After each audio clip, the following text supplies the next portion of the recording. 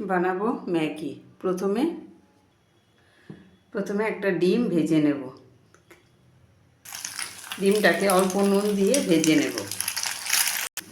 দিলাম পেঁয়াজ কুচি, দিলাম লঙ্কা কুচি, একটু ভেজে নেব। দিলাম খানিকটা স্প্রিং অনিয়ন, একটু ভেজে নেব। এবার জল দিয়ে দেব।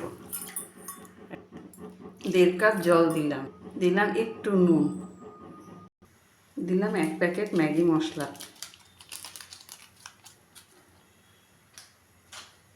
দিয়ে জলটাকে ফুটিয়ে নেব।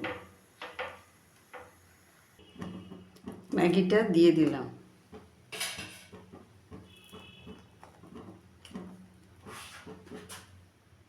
ম্যাগিটা সেদ্ধ হওয়ার জন্য ঢেকে দেব। দিলাম একটু ধনেপাতা, দিলাম একটু কাঁচা পেঁয়াজ। এবার মিশিয়ে নেব, নিয়ে নামিয়ে নেব।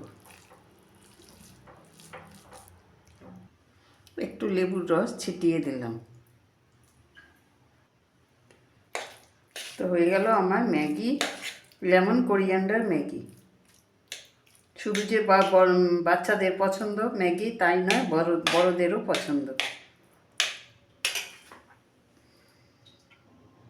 তো আজ এই পর্যন্তই। নেক্সট রেসিপি নিয়ে কথা হবে। সবাই ভালো থাকবেন, সুস্থ থাকবেন।